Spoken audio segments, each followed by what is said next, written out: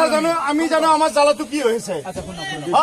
আমাৰ গাঁৱৰ ভিতৰত দোকানত এটা মেচ নাপে এতিয়া নালগে আমাক এতিয়া মই আপোনাক কৈছো যে শুনক মই সদায় প্ৰশাসনক সহযোগ কৰি চলি আছো আজি মই আপোনাক মাফ কৰিছো ভৰিত ধৰিছো কিন্তু এই মুহূৰ্তত মোৰ কথা হলে তাই যে মই যদি মানুহখিনিক কোনো কাৰণত সহায় কৰিব নোৱাৰো তে আমাৰ লিডাৰগিৰি চোতাৰ কোনো দাম নাই আমাৰ চেছে অকল উজিৰ ক্ষেত্ৰক উদ্ধাৰ কৰা আমাক নালগে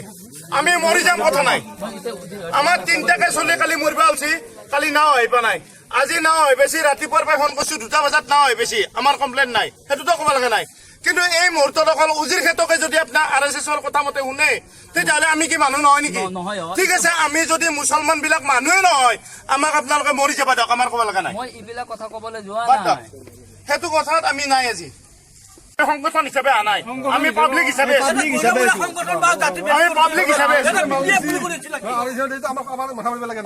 RSS মাল দিছে যদি তাহাতে নিজৰ নাও দি ফেলে মাল নিলা হয় আমাৰ ক'ব লগা নাই কিন্তু চৰকাৰী নাও তাহাতে ব্যৱহাৰ কৰি কিয় নিব মাজত বুৰি আছে মানুহখিনি গতিকে এই 9 দিন বানপানীৰ মাজত বুৰি থকা মানুহখিনিক কিছু সকাহ দিয়াৰ কাৰণে তেওঁলোকে যৎপৰোনাস্তি চেষ্টা কৰিছিলে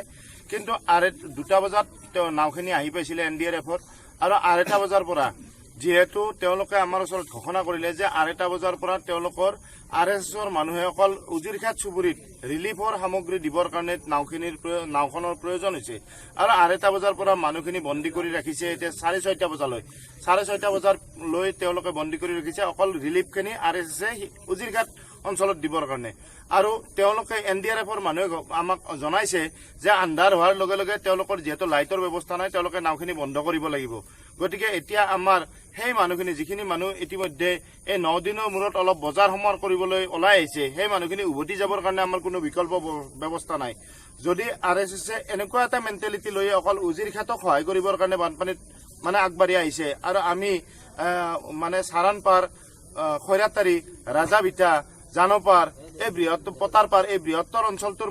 মানুহ বানপানীত ককবকাই থকাৰ পিছতো যদি তেওঁলোকে সহায়ৰ বাবে আগবাঢ়ি নাহে অথচ প্ৰশাসনে দিয়া নাওখনো তেওঁলোকে ব্যৱহাৰ কৰে তেতিয়াহ'লে আমাৰ আমৰণ অনশন কৰাৰ বাহিৰে কোনো বিকল্প ৰাস্তা নাই আৰু সেই সূত্ৰে আমি ভাবিছো যে আমি বজাৰ সমাৰ কৰি লৈ আহি যিহেতু নাওত যাব পৰা নাই গতিকে আমি ইয়াতে বহি আমৰণ অনশন কৰিব বিচাৰিছো যে আমাৰ পৰিয়ালবিলাকে ঘৰত তেওঁলোকে অনাহাৰে অনিদ্ৰাই থাকি পেলাই তেওঁলোকে নিজৰ আত্মজা দিয়ক আৰু আমি ইয়াতে নাওৰ অপেক্ষাত থাকি পেলাই আমাৰ অনশন কৰিম আপোনালোকৰ যাতায়াত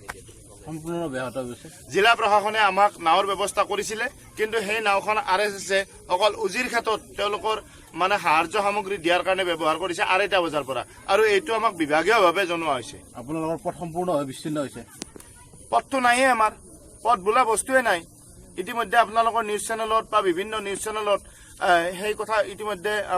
সমগ্ৰ অসমৰ ৰাইজে দেখিছে যে আমি মাজুলী সদৃশ অৱস্থাত আমি বৰ্তমান বসবাস কৰি আছো